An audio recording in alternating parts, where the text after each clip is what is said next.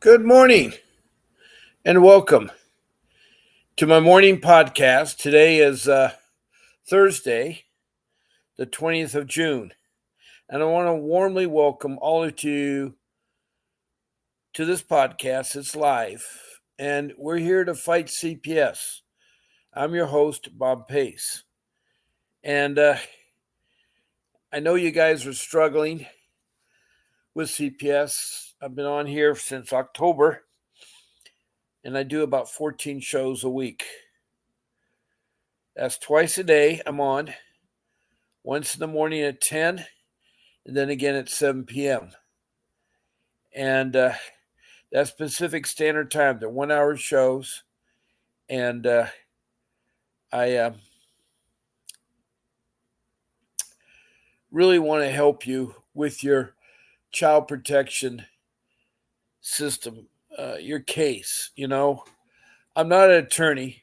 I'm a loving father of 6 children, and I've been married for 32 years, and I've worked for over 60 years. I've been working. Very unusual jobs, whatever it is. I am looking for work now. I need to find work soon because I need to take care of my family. I still have a young family. My oldest now has graduated from high school, and he now is 18, and he's going to go off to college. And my next child is estranged from me because of CPS. They've now coerced her, convinced her at age 12. She's 21 now, and my wife and I do not see her. It's a horrible thing what CPS does to families. They tear the family apart, which is wrong because it's been proven that the best parents are the biological parents, the mother and the father.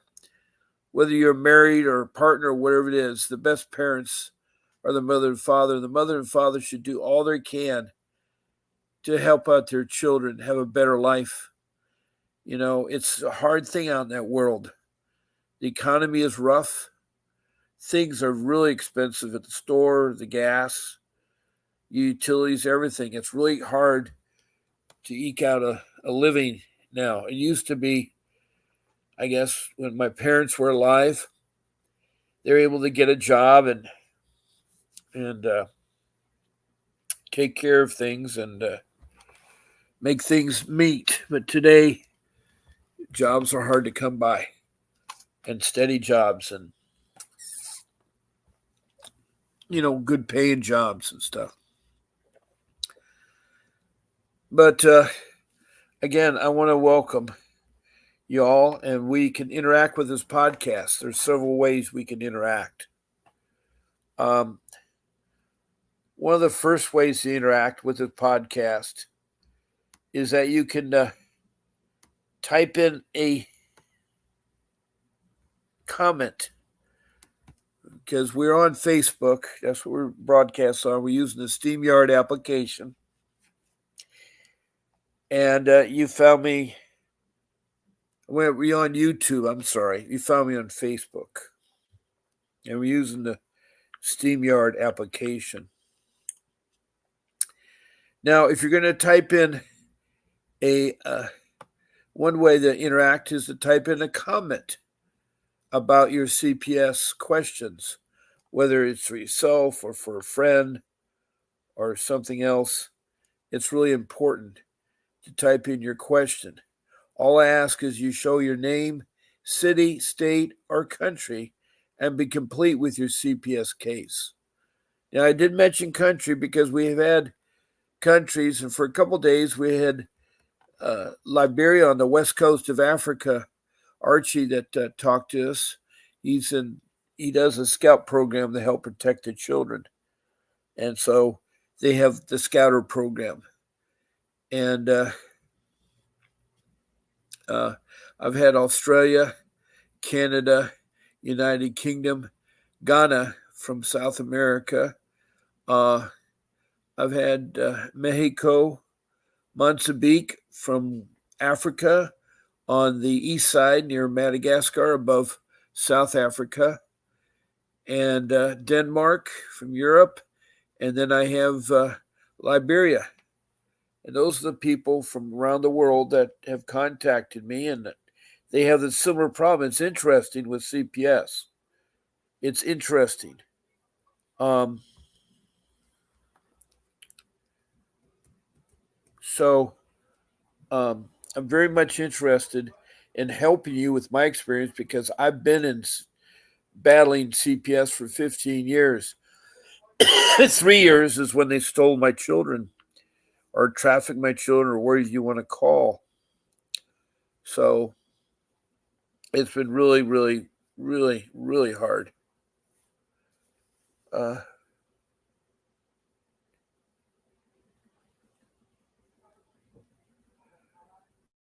okay. Uh, uh. And so let me see if Danielle's got her computer.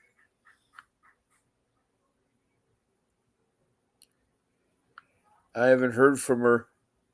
It's almost been a week here, but uh,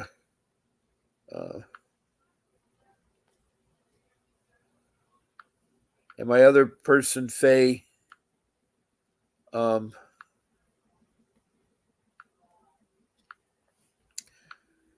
I can notify her. Sometimes the notifications work, sometimes they don't. Uh,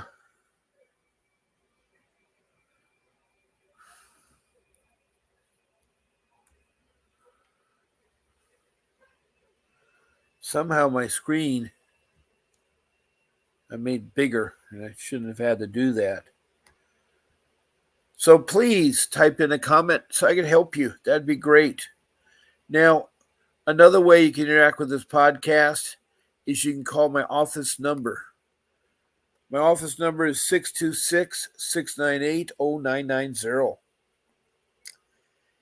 And you can talk live on the speakerphone. That's worked out great. We've had lots of people call in and talk about their case and can answer it and so forth. In fact, there's several of you yesterday that wanted to talk to me that called late in the show. I think there was a gentleman from Missouri that wanted to talk. We had Emma the other day that talked about her case, and she's from Central California, and she has a case coming up in July, and she's an EMT, and it's sad what her situation is. So she has several fathers of her kids, and it's hard. It's hard raising a family. I think,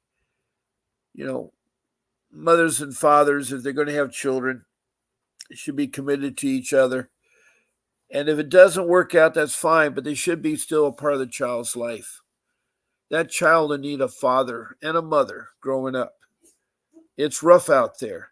That world is not nice. And it's really, really hard. So a mother and father should, if you're going to have children, you got to take on responsibility to raise those children.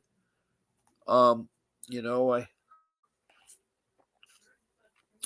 I know it's fun raising children. I mean, I know it's fun having children, but there's responsibility that comes with having children. Welcome. We have a person named Stephen Ernie M. Larson, and he's out of Los Angeles County. I've been trying to reach the legal guardians to contact my son, and they won't even respond to my texts or calls. Should I have a wellness check done? Well, I don't know what your situation is. I don't know what the custody arrangements are. Um, if there are legal guardians, I think you still have your educational and your medical rights to your child. I need to know more information. So if you want to call in at 626-698-0990 and talk about your case, I can try to help you. Or you can continue to text in. A wellness check is, I don't think will work. Um, so They may have discretion, but have you given up all your rights? Usually, guardianship just means a temporary thing, unless it's a permanent guardianship and you terminated your rights. If you terminate your rights, doing a wellness check, that, you know, I don't know too much about the wellness check. I had a friend that was an older gentleman. He's a physicist, and he's in Boston, Massachusetts. And I was worried about him when he didn't show up because we would chat online and so forth. So I did a wellness check there, and they found him he was okay. He's died now, but wellness checks are usually for people that want to check older people. I don't know if there's parents and the children and so forth. Good, you still have your rights. What you need to do is you need to go to the courts to have a hearing if you're supposed to have visitations or supposed to get in touch. And since you're in California, you can file a 388 motion. That motion is to show cause to have a hearing. Within 30 days, they will have a hearing set up, you and the judge, and you could talk either pro se or have an attorney represent you. And the attorney I'm talking about is a professional attorney that you have to pay for. Having a court-appointed attorney is a waste of time, and they won't help you. But you need to contact the judge and ask what you're asking me. You can do that yourself on pro se, but it's best to have an attorney. And speaking of attorneys, at this time, I'd like to introduce our attorney who produces this show. His name is Vincent W. Davis. He has a law firm called Vincent W. Davis and Associates that produces the show, and he can be reached at 888-888-6582. And all you have to do is tell him that Bob Pace sent you. The office will listen to you, and you just request a consultation with Mr. Davis. He offers a 30-minute consultation for $60. 30 minutes for $60 is well spent. And Stefan, you can call him and talk to him about the 388 motion. You can talk to him about your rights, I don't know what your arrangement is. Whatever the court order says you're supposed to have is, if the guardians are violating the court orders, then you can bring that up to the judge. But he can help you there. And I'm so glad you have your rights there, because Vincent Davis, he's a kind man. He's a dependency family lawyer for over 35 years. He's a lawyer. He's also fought CPS, and he has won civil lawsuits both in federal and state court. So he's a fighter. And he goes not only here in Southern California and LA County, be right up his alley. He goes to Northern California and all the 50 states. So he has a podcast you can listen to too. But if you have trouble with the arrangements, I don't know what your court order says that your arrangements with your child. A guardianship is to take care of somebody that can't take care of themselves, or a special needs person. It could be adult or it could be a child. And that's where you're making decisions for them because they can't make them themselves. And I know what it is to lose a child. I lost our daughter, and that was really hard for me. It's still hard for me right now. She's 21. I know she's alive, but I don't see her. I haven't seen her since she's 12.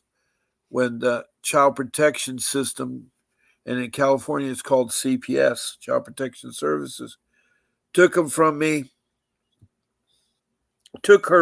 us, my wife and us,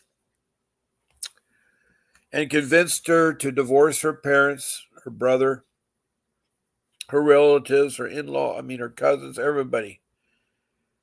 Change her name, seal her birth certificate so she looks like there's no connection with us. because you can't see her birth certificate now, it's sealed, and then be adopted by a foster care family that later caused problems with her and she had to leave them. That's another thing. Foster care is not safe. It is not safe. So, Stefan, I'm glad you reached out to me, and hopefully we can help you uh, check on your son or daughter. I don't know what it is that your child is. So, oh, your son. You're right, your son. And I don't know how old he is. And guardian should respond to texts or calls. And a wellness check is, I mean, you can ask for a wellness check. The police, I guess, would be, if you're in an unincorporated area of LA County, it'd be the LA County Sheriff's. If you're in Los Angeles, the city of Los Angeles, would be Los Angeles PD. I don't know where you're located truly there, but they'll do wellness checks. I did one in Boston, Massachusetts. So you give them the information, the location stuff, they'll go out there and check on the person.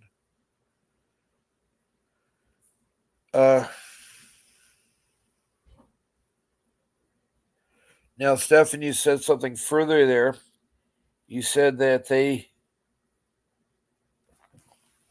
requested I have professional monitor visitations.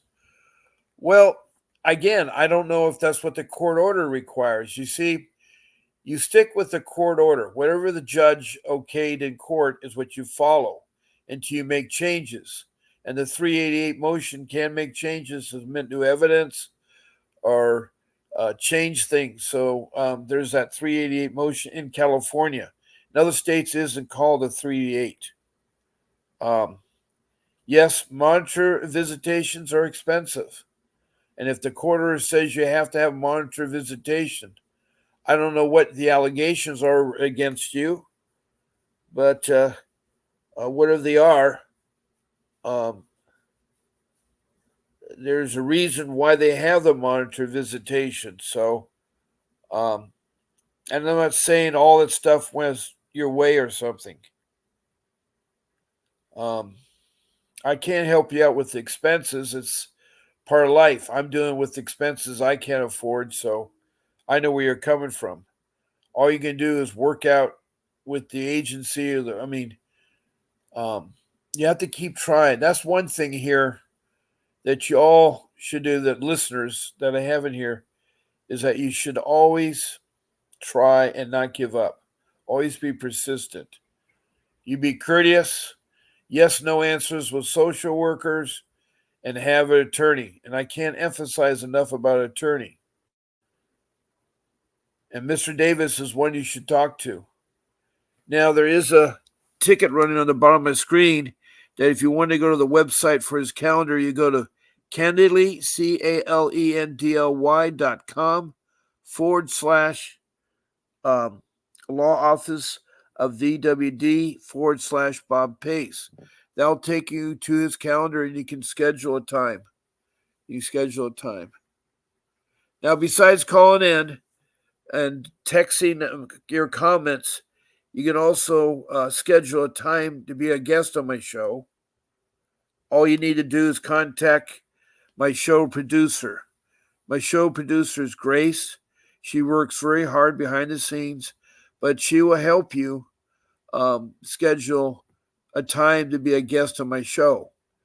I'm on 14 times a week. I'm on at 10 o'clock in the morning, except Sunday. That's Pacific Standard Time for an hour. And then I'm on at 7 o'clock at night. That's 7 days a week.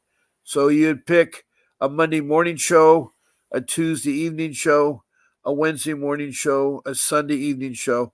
You pick one of the 14 shows. Now, the email her is you just go grace@vincentwdavis.com.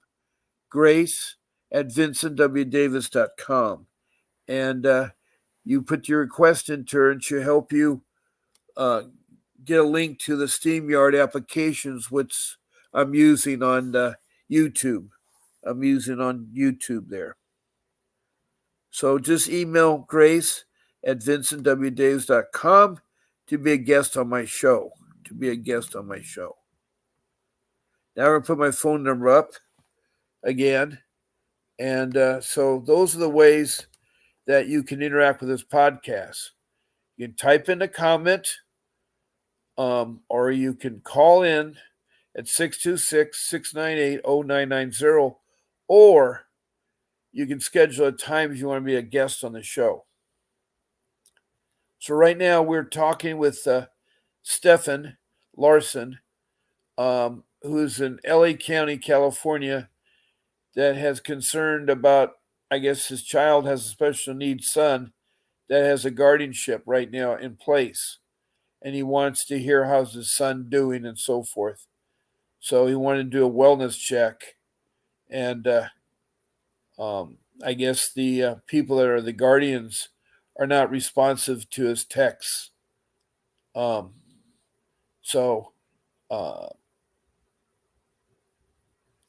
it is hard, Stefan. And I know I feel for you, but keep at it. And if you want to change the court orders or want to hear about in court, all you do is file that motion, that 388 motion. And that's good for anybody in this room that's listening. In other states, it may not be a 388, but it's a motion to introduce new evidence or change your current plan. And it's a request for a hearing. And the judge has to grant it within 30 days of the petition. You have to file a petition. You got to make sure that not only do you file it with the court, you copy the attorneys all involved, the child's attorney, the social worker's attorney, and they all have to be notified. And so you can do that. So there's hope. There's hope, Stefan, and I don't want you to feel there's not hope. So hopefully that will help you. Good luck with it, and keep in touch with that there. Now, it's probably early in the morning here on the West Coast. It's in the afternoon on the East Coast. And I'm open right now for a phone call or a comment there to talk about it there. We have talked about my rule number 1, actually, is you need to get an attorney. And the reason why I'm saying you need an attorney is the child protection system is very corrupt. It's a money-making machine, and they make about $80 billion a year. That's on trafficking children into foster care. It used to be they did family reunification, and that seems to be sort of dropped by the child protection system. And also, it's important that you don't give up and you keep fighting, because they're hoping you will. They want to make the money off you. Just in Orange County, they get $20,000 per child per month. LA County is a little bit less, $15,000 per child per month. That's a lot of money. So that's why they want them. It's a money-making business. And if I'm not clear about what kind of individuals these child protection systems are, let me talk to you about the pink ladies, that I call them, in Prescott, Arizona. In the year 2022 in Prescott, Arizona, 8 social workers thought it'd be funny to create on pink t-shirts the stencil on the front, professional child kidnappers. And on the back, it said, "Do you know where your children are?"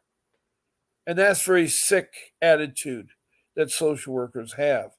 Now, I know social workers do listen to my podcast, and I really like to have you talk. I've had one so far from Maryland that talked for 40 minutes. It was great. I know there's a different side of the story, but 99.99.99, it seems, they immediately take a child on allegations that are not in imminent danger. And my firsthand experience with my social worker was that she was interested only in the bonus. She wasn't interested in helping with family reunification or being fair or being honest. In fact, she had no college degree. I mean, she had no classes in social work. She wasn't a clinical psychiatrist, but most social workers think they are.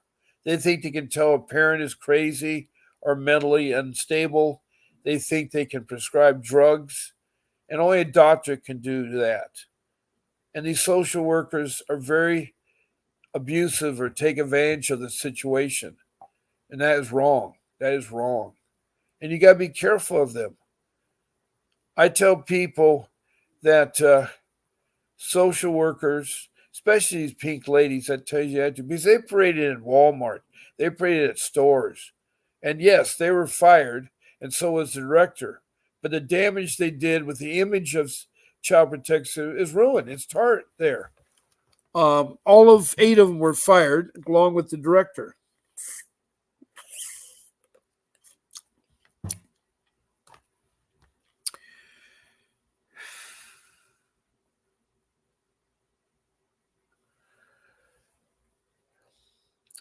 So I'm telling you out there, you got to be careful of these social workers. It's like they are you are like Alice in Wonderland. You've fallen in the rabbit hole, the old story goes, and you go through a series of rooms or places where it's crazy, off with your head, or some stupid stuff. Well, the child protection system is that way. It's very corrupt. They are not transparent. They are very mean.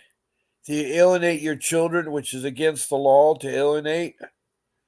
And they traffic your children. They steal your children into foster care. It's all because of money. As I said, my social worker had no college education. And here she was, a young age in her 20s, seriously talking about how we as parents had failed and what we needed to do. And it was really hard because we didn't do, and that's one of my first rules is get an attorney, and we should have. We thought that the court-appointed attorney would work, but they didn't. They have a caseload of 30 or more people or 20 more people. I don't. They have so much they can't talk to you except the time of the hearing, and they give you about 3 minutes, and they're not going to fight for your issues. They're not going to fight for your issues. They're going to try and make wheels and deals with the other attorneys, the children attorneys, and the social worker attorneys, and the judges in cahoots with them. So our judge was terrible. Our judge knew all about automobile claims and damages to cars and cars repaired, but he knew nothing about neglect or abuse with children or family reunification. So I strive you need to get an attorney. If that doesn't emphasize, think of this. If you need open heart surgery, you're going to get an open heart surgery doctor. You yourself are not cutting open your chest. You're not going to get your relative, friends, or somebody to open up your chest. You're certainly not going to hire a plumber or an auto mechanic to do open heart surgery. You're going to get a professional doctor that's gone to medical school, done internships, has met to another doctor, and is fully licensed. That's who you're going to get, a professional. And you have to do the same thing because fighting CPS is like going through open heart surgery. And if you don't recognize now, you will, because I tried to fight them myself, per se. And I got rid of my court appointed attorney several times, but it's pointless. I finally had to hire Mr. Davis. I sold my home to make it happen, but I hired Mr. Davis, and he got my 2 boys back. I lost my daughter because I didn't act on it fast enough. So it's very important you do act on it fast enough. So I can't emphasize that you need a real attorney, a family dependency attorney, someone that is a fighter, that has experience with CPS, and Vincent Davis is that attorney. and you can talk to him about his retainer and so forth. When he goes out of state or Northern California, he'll have transportation expenses on top of his regular fees, and then he'll have the hotel he may stay at, the airfare to get there, and then the car rental. So those are additional there. So it is expensive to have Mr. Davis out of state, but he's well worth it. And if you had your home like I did, I used my home, sale my home to pay him to get my children back.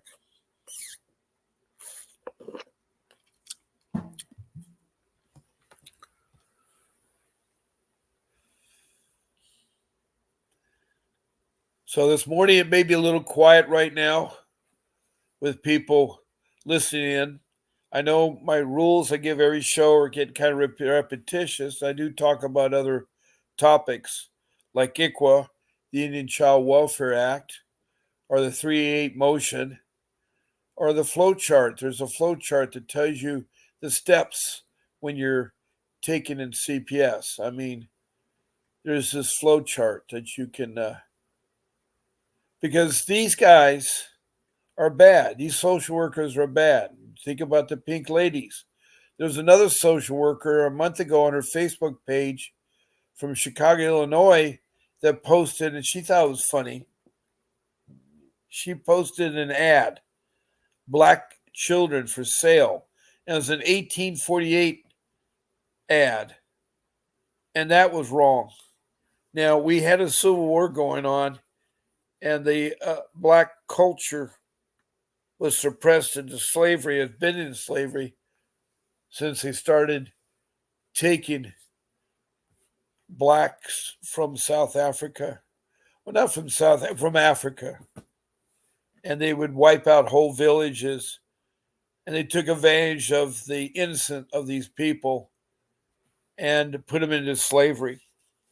But for a social worker that placed an ad, and today tells you how sick these social workers are. They're very, very sick.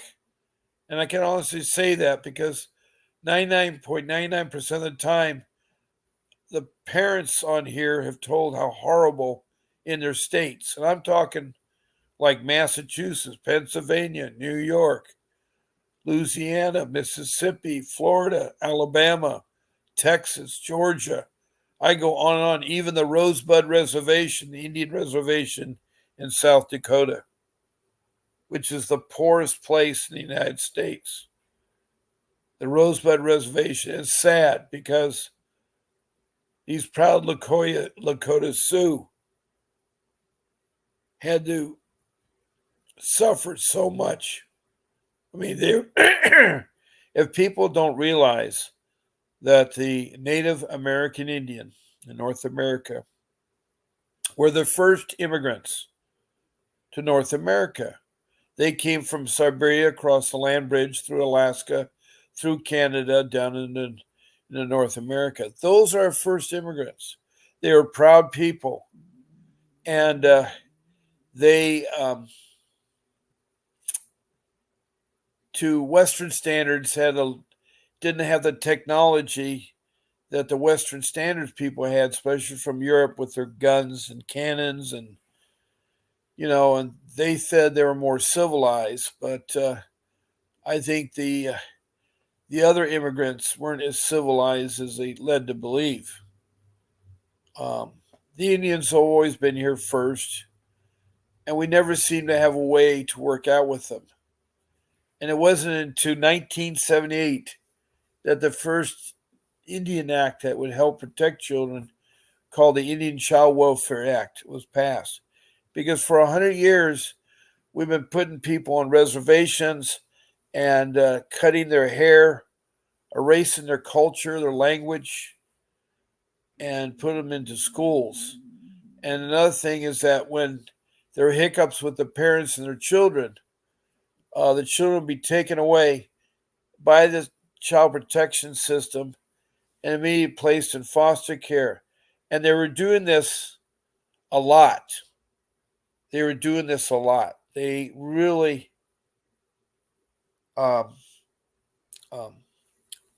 automatically and without family unification take away the children from the Indian families. So when they passed that act of 1978, it says that CPS must try to place the children, if they are Indians, in the tribe.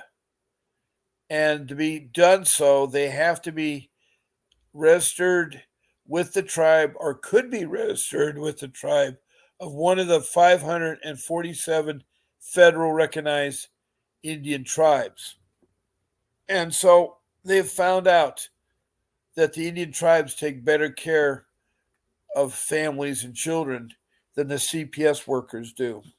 So when Congress passed that law, it says that there's efforts have to be made by CPS to contact the tribe to see if the children are registered or could be registered in the tribe, and turn them over to the Indian tribe, and they in turn will give them to one of the Indian families to work out their problems and do family reunification. The whole thing is there should be some type of family reunification. And the current CPS mode likes to forget that, and that's wrong. That's really wrong. So that's the ICWA. Now, another rule that I can talk about is your paperwork rule.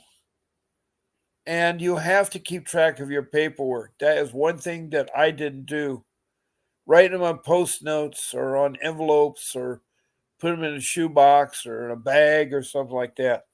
It's not organizing what's going on. You need to have a notebook.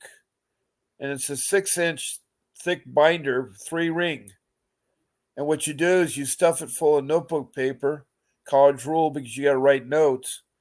And then you have subject tabs. And one of the first subject tabs is you want to have the incidents. And those are incidents related to your child protection system, your CPS case. And it's very, very important you write down the date, the time, the location, and the people involved with the incident. Then you describe it 1 or 2 lines, what the incident was about. And then you want to use a couple more lines, and you want to put the outcome of the incident. Now, the outcome may still take some time, so you can leave it blank and come back and fill it later. But you're going to have a whole list of incidents, and it's going to be arranged by date and time. So it's important you keep track of that. Also, you want to keep track of all the classes and the programs that you take and complete. And you need to make a list of those, like a log. And then you want to attach the certificates of the parenting classes or the programs you completed, anger management, the drug program, whatever program that you've been instructed to take by your case plan.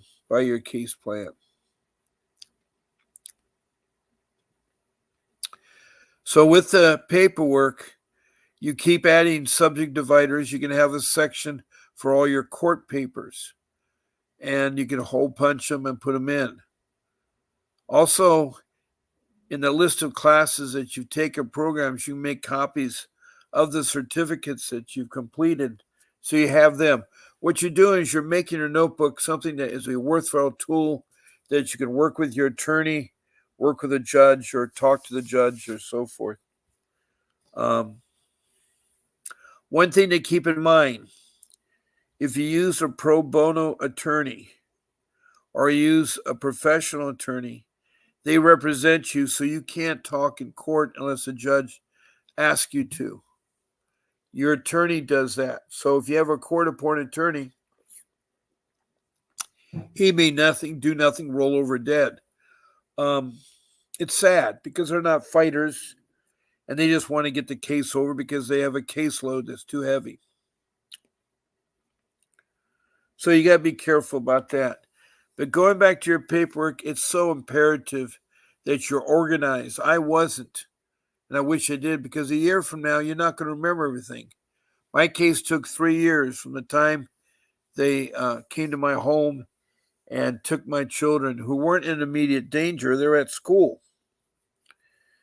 and they put them in immediate danger. The shelter, the foster care shelter they put them in is next to the court.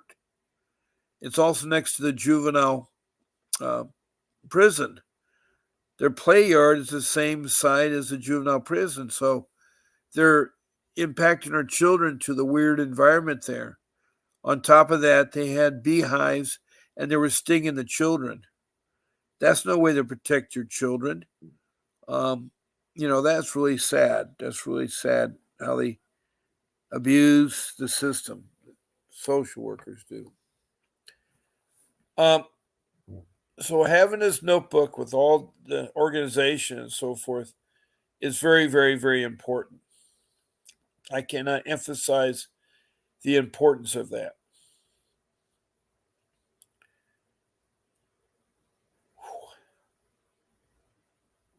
Now,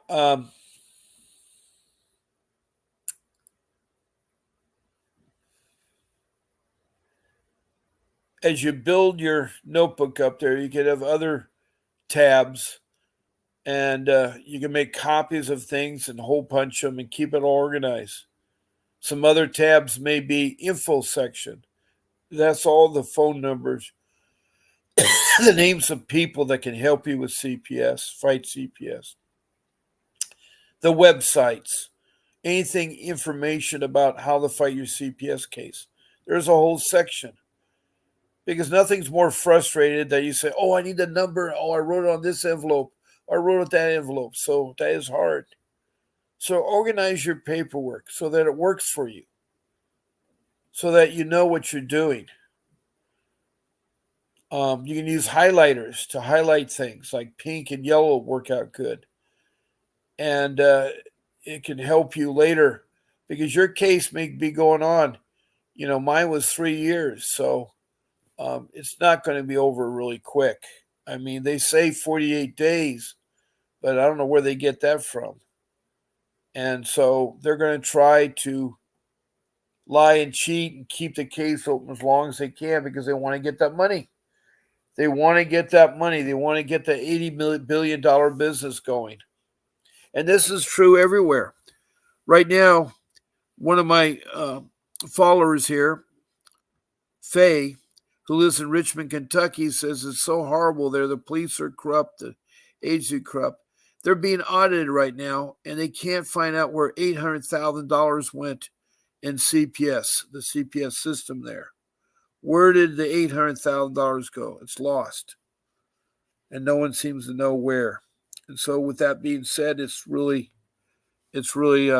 corrupt. There's no question that CPS is corrupt.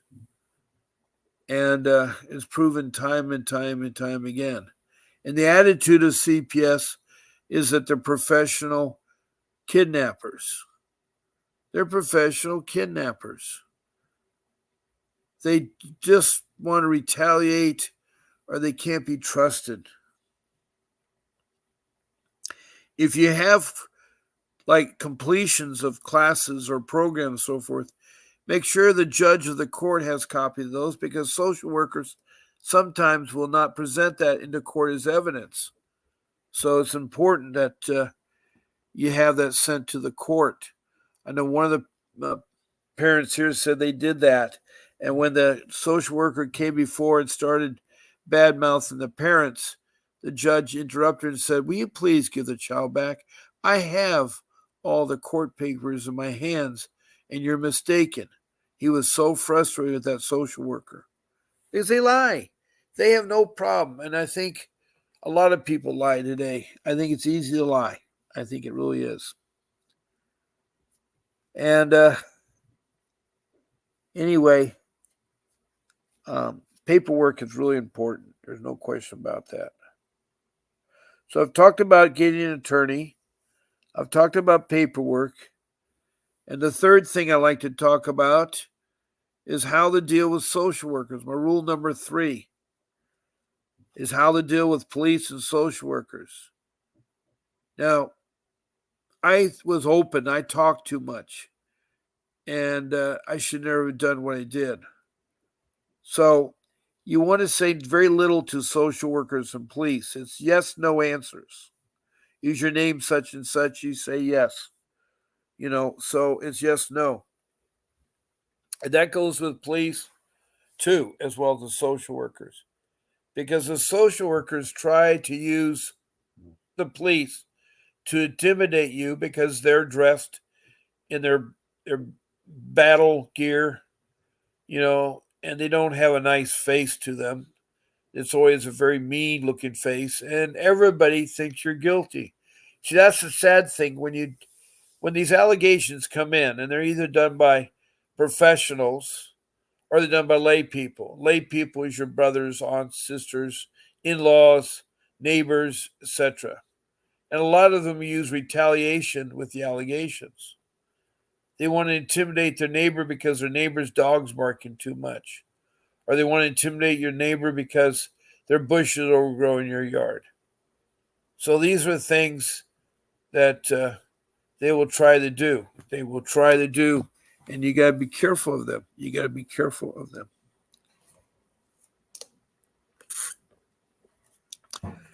Because your home is your castle, and you should never let social workers in the home.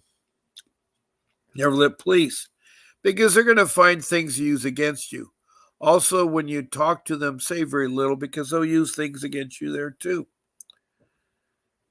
And I know it's hard. You think they're honest or whatever it is, but they're not going to be honest. They're not going to be honest. And that's 99.99.99% of the time. And I'm talking all 50 states. I had a social worker named Carol who's on here and talked for 40 minutes from Maryland. And she told me how CPS was, and she said that she was educated in college as a clinical psychiatrist and that Maryland put her through 6 months of additional training, which is hard to believe because my social worker had no training and all she knew was bonuses. All she knew about was the bonus plan.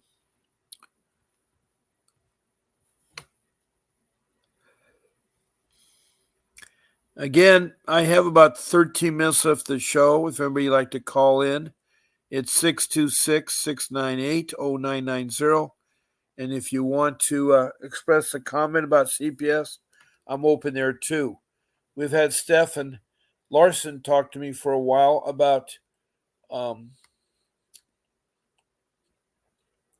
guardianship and so forth. And don't forget, if you want to talk at a later date or time, you can email my show producer, Grace, at vincentwdavis.com and tell her what show you'd like to be on. I'd love to have you on the show.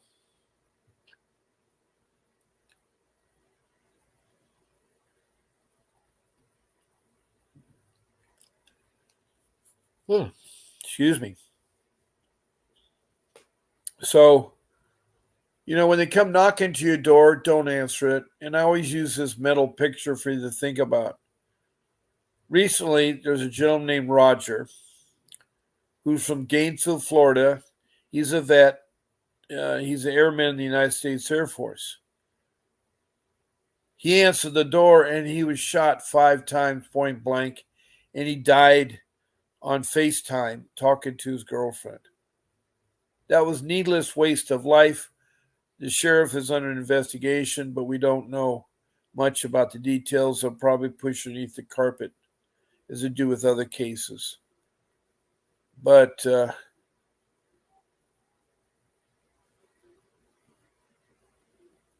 don't know how they emphasize that you don't open your door.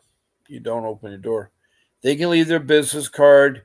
They got your phone number. They can call you, or they can send you something in the mail. They got your business address.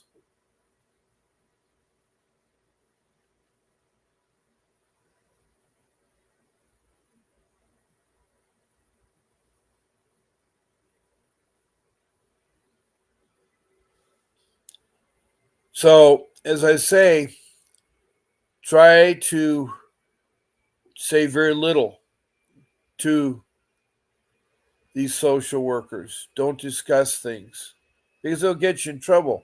Now, an easy way out, if you're approached by them, is say, I need to talk to my attorney before I talk any further I need to be represented. And that's your constitutional right, is represented in court through all the proceedings.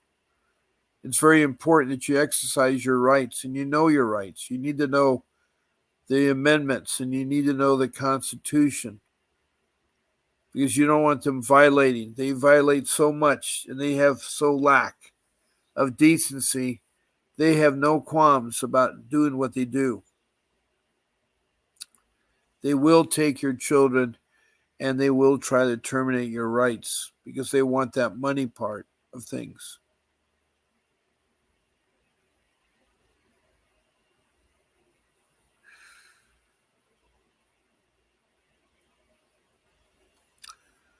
So I will emphasize that's really important that you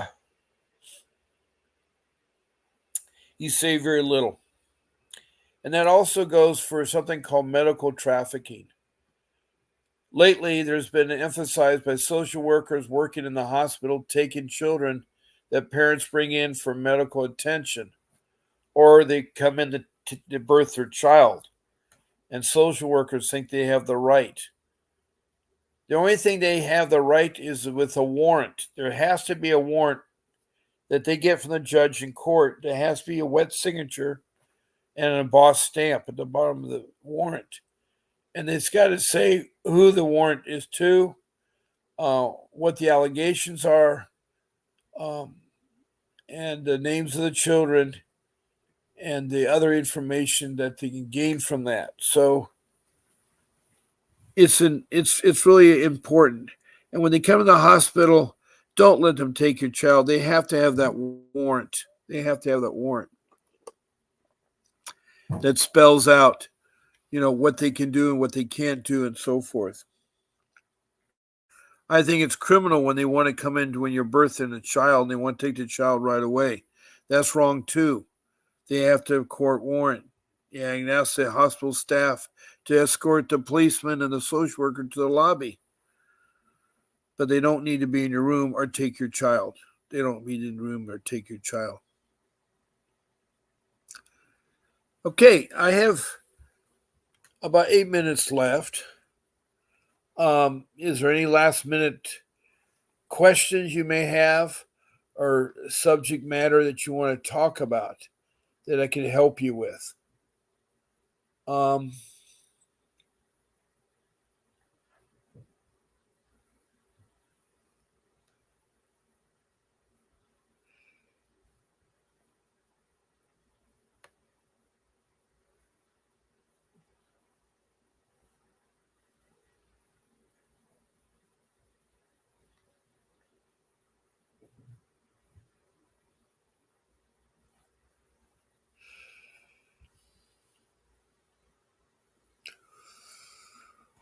Oh boy.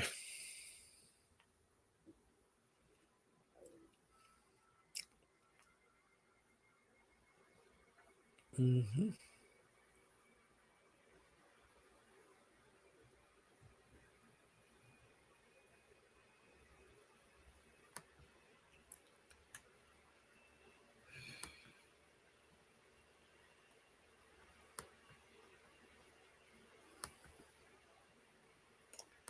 I'm looking for the subject. I have like 82 tabs, so it takes me a few minutes to get to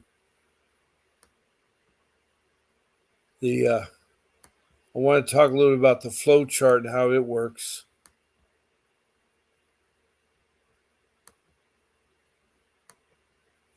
Yeah.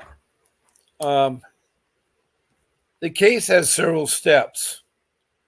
You have the initial call in to register a complaint by either a layperson or a professional person is required by law with their job, like policemen and nurses and doctors and teachers and counselors and principals. They're required by law to report suspected abuse or neglect and so forth.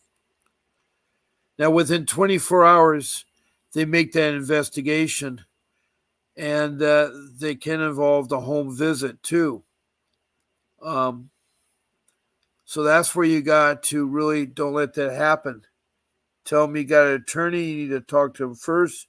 You get back to you. But the thing is, they're going to sit there and want to get into your home because they want to find something, and you may not know that. Well, after the investigation, within 72 hours, they have what's called a detention hearing.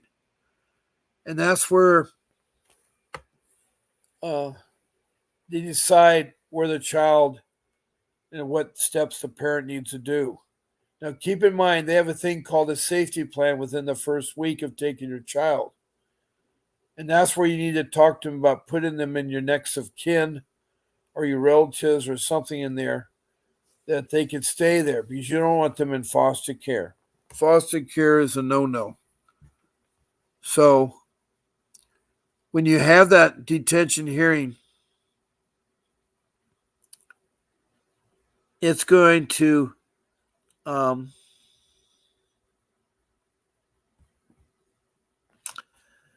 need to blow it up a little bit.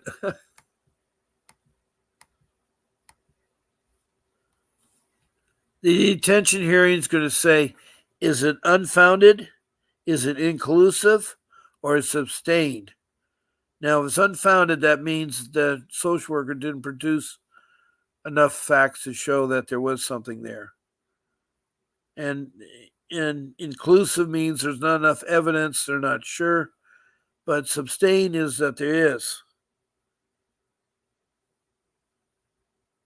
So it's going to open up a volunteer case.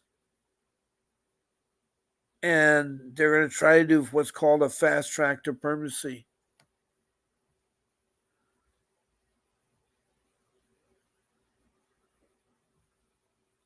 And it's going to lead to possibly adoption and legal guardianship.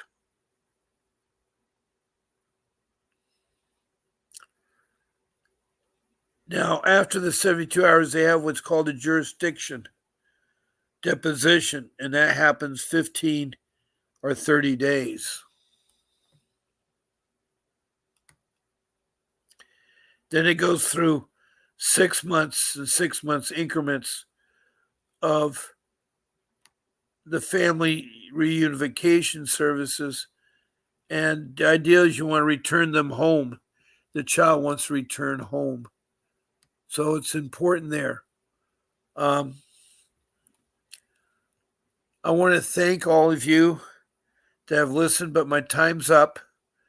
And I want to say God bless. Keep fighting for your child. And I'll see you tonight.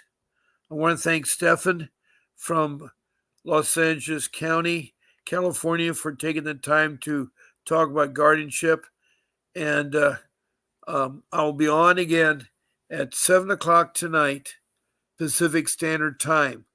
So God bless you. And this is Bob Pace signing off.